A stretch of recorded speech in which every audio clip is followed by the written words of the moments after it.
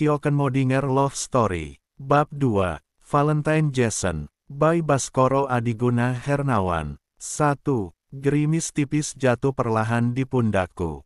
Menguap pelan-pelan oleh angin yang menerbangkannya sedikit demi sedikit tatkala aku bergelantungan santai di pintu masuk mobil angkutan warna kuning yang melaju pelan di aspal hitam jalur utara tepian Laut Jawa menuju perbatasan barat dekat sekolahku.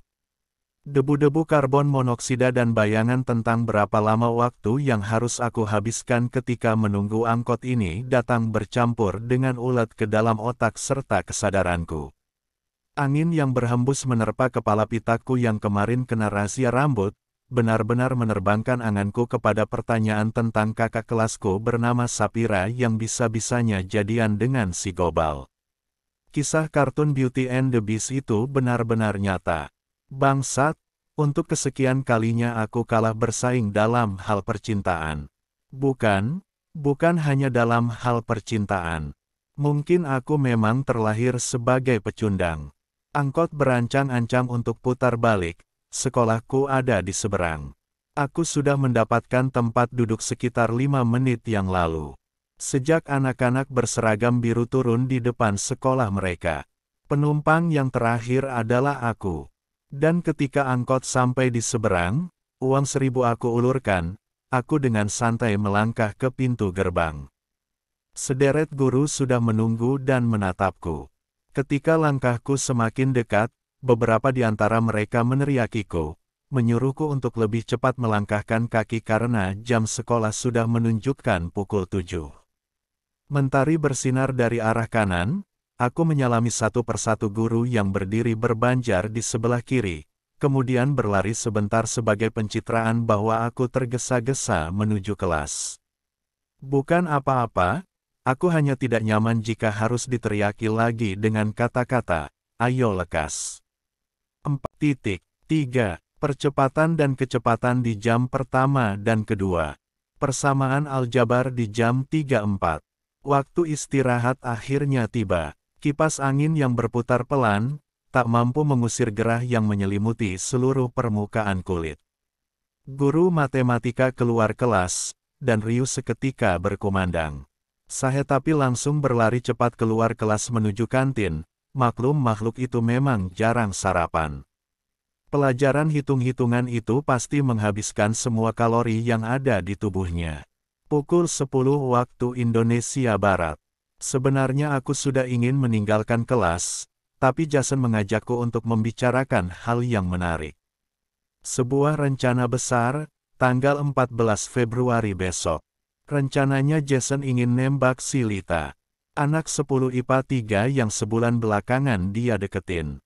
Cewek yang tiap pulang sekolah selalu dia tawari pulang bareng naik motor Suprafitnya.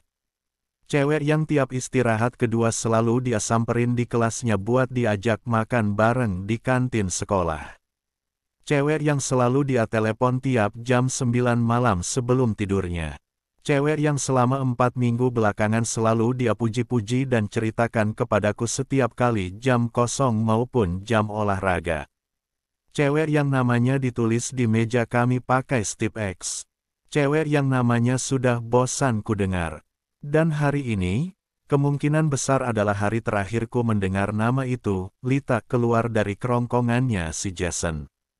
Sebab aku tahu betul bahwa si Lita Bahenol itu telah dimiliki oleh lelaki lain, Supratman, anak kuliahan yang juga menjabat sebagai ketua geng motor WWE, Wong Edan, yang tingkat kepopulerannya jauh di atas Jason. Yang tingkat kegantengannya juga di atas Jason. Yang tingkat kekayaan bokapnya juga jauh di atas Jason. Dan jelas, Jason tidak ada harapan. Demi belalang yang sedang mengunyah daun jambu biji di lapangan upacara. Aku benar-benar bingung harus melakukan apa. Kalau ku beritahu Jason sekarang, aku takutnya dia bakalan marah kepadaku dan kita jadinya saling bermusuhan karena pasti aku akan dituduh yang bukan-bukan. Sebab kita tahu bahwa jatuh cinta itu membutakan. Atau ku biarkan saja semua itu terjadi. Jason harus menelan pil pahit penolakan di cinta pertamanya. Bukan apa-apa, dia adalah teman sebangkuku. Kalau dia hawanya tidak enak, pasti bakalan berpengaruh kepadaku. Belum lagi nantinya semua juga akan berubah. Tiap jam kosong dan olahraga pasti bakalan dia isi dengan sesi curhat. Capek deh, Pat. Pukul 18.30 waktu Indonesia Barat. Udara mulai dingin, angin berhembus kencang. Aku berjalan cepat keluar masjid segera pulang menghindari kemungkinan hujan. Rebahan sebentar di kamar, sebelum diganggu oleh nada dering notifikasi pesan, ping, di aplikasi BlackBerry Messenger berulang-ulang. Agak malas berdiri, namun aku kepikiran, jangan-jangan dari Sapira. Walau kecil kemungkinan, aku tetap berjalan menuju meja belajar dan mengambil ponsel yang ku geletakkan di atas buku lembar kerja siswa. 7 pesan dari Jason. Ku buka, dan pesan pertama berisi gambar, seikat bunga mawar, 2 biji Toblerone diikuti dengan caption, "Gimana, cuy?" Disusul dengan pesan ping sebanyak 6 kali terhitung sejak 5 menit yang lalu. "Widih, abis berapa duit?" Tanyaku. "Duit gak penting, yang penting besok lu jadi saksi dan ikut nganterin gue nyamperin Lita di kelasnya." Balas Jason 2 menit kemudian. "Oke, tapi yakin lu nembak doi besok? Apa enggak kecepetan tuh? Doi aja masih belum mau waktu lu ajak pulang bareng, kan?" Aku mencoba menggoyahkan niat Jason. Rasanya masih gak tega kalau harus melihat Jason ditolak besok. "Yang mau nembak itu gue, lu tenang aja. Gue udah yakin 90% bakalan diterima. Gue beda lagi sama elu. Elu mah, kalah saingan melulu. Hahaha. Oke, haduh cinta memang membutakan," balasku menggunakan auto text naik turun. Chat berakhir dengan emotikon jempol dari Jason. Ponselku letakkan, aku mencoba belajar malam itu. Namun bayangan-bayangan segala kemungkinan yang akan dihadapi oleh teman sebangkuku si Jason, ternyata terus menghantui semalaman. Ditemani gelegar sambaran petir dan listrik yang mati, redupnya api lilin dan kegelapan yang tak terjangkau nyatanya mampu membuatku tanpa sengaja ketiduran di sofa ruang tamu. 5:30 pagi, aku berlari terburu-buru keluar rumah. Sembari membenarkan dasi dan mengunyah sepotong roti panggang yang masih menggantung separuhnya di mulut, aku berlari menuju jalan raya. Menyusuri trotoar sebelah timur ke arah utara, lalu menyeberang ke sisi barat ketika telah sampai di lampu merah. Aku berdiri terengah-engah di pojok barat laut dekat toko stiker dan helm menunggu angkot kloter terakhir melintas di depanku. Jam dinding di toko stiker menunjukkan jam 7 kurang 5 menit, angkot warna biru baru datang di hadapanku. Tak ada penumpang lain, hanya aku dan supir melenggang jauh tanpa berhenti ke ujung batas kota dekat sekolahku. Aku berlari memasuki gerbang. Kebetulan guru-guru sedang tidak berdiri berbanjar seperti biasanya. Cepat-cepat melewati lorong kelas yang tak kunjung habis ujungnya. Sepanjang melalui taman sekolah, hanya derik-derik jangkrik yang kudengar.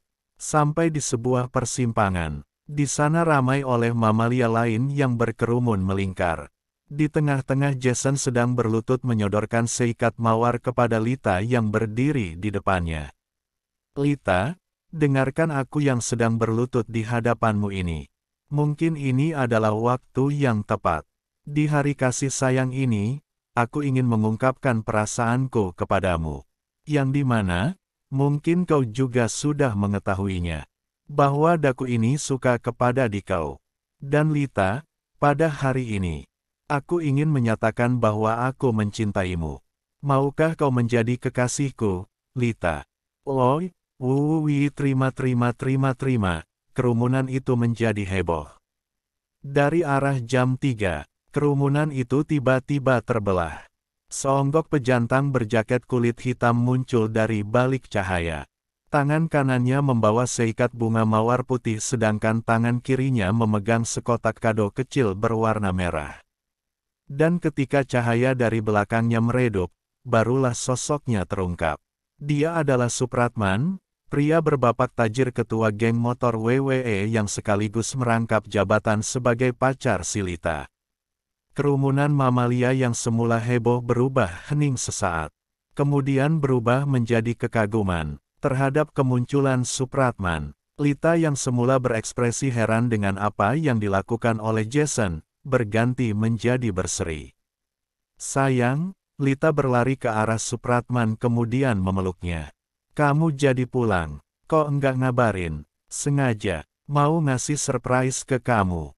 Oh sayang, cie, kerumunan kembali histeris. Keduanya tersipu malu. 6. Tanggal 14 Februari, jeritan ayam jago dan bau oseng tempe yang dimasak oleh ibu membangunkanku dari ketiduran semalam. Aku bergegas berdiri, menguap sepuasnya, kemudian bergegas ke kamar mandi sembari memikirkan, bagaimana nanti dengan Jason. Bah.